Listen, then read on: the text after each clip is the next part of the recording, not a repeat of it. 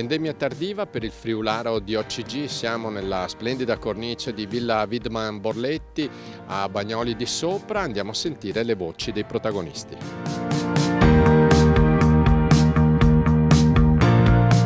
Nicola Zaggia, presidente del consorzio del Friularo, allora termina la vendemmia e gli ultimi grappoli li facciamo togliere ai 14 sindaci dei comuni della DOCG. Sì, è ormai una tradizione appunto che i sindaci dei 14 comuni ricadenti nel disciplinare del DOCG, del Friularo, facciano questa raccolta simbolica appunto in questo periodo vicino subito dopo San Martino,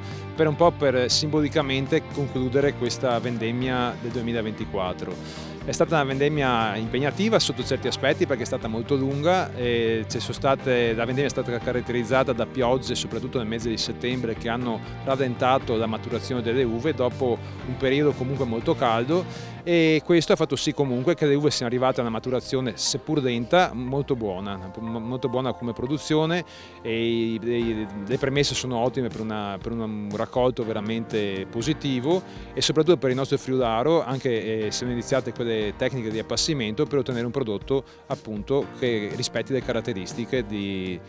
conservabilità e anche di longevità. È stato ricordato che è la terza DOCG più esportata del Veneto, quella del Friularo. Sì, è uscita un dato da qualche settimana fa che appunto quella del nostro Friularo DOCG è la terza DOCG come numero di export verso l'estero. Questo grazie appunto all'azione dei nostri associati, delle nostre cantina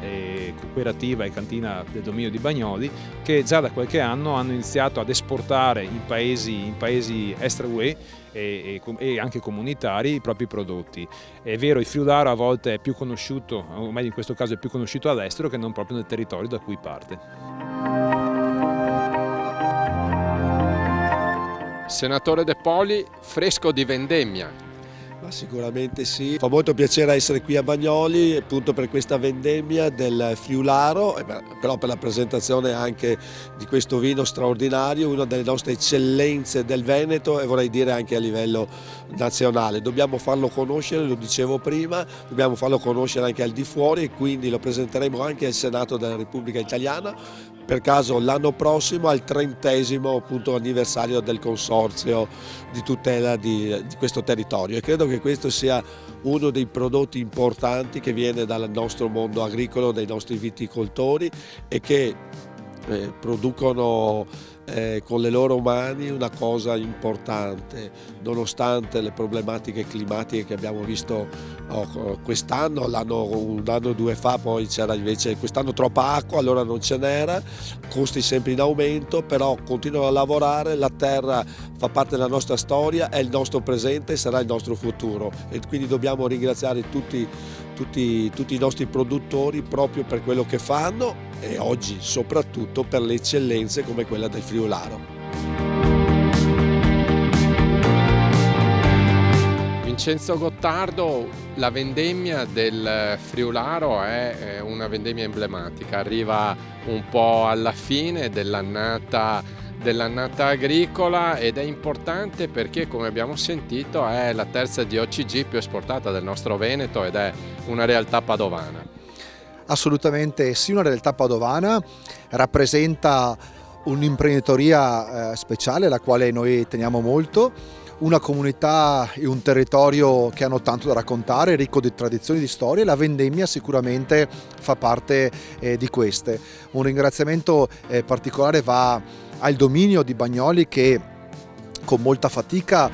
preserva queste tradizioni, preserva questi momenti. Un ringraziamento speciale va ai sindaci che oggi rappresentano un territorio, questo territorio, e si impegnano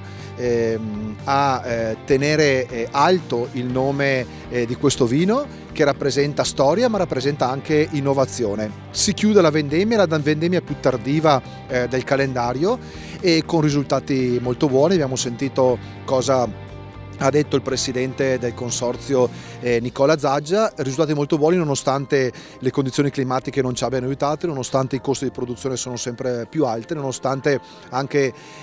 sia un comparto, quello vitivinicolo, in cui è sempre più difficile sopravvivere, ma la maestria dei nostri imprenditori, oltre a produrre un vino d'eccellenza, preserva le tradizioni che rendono grandissimo il nostro territorio.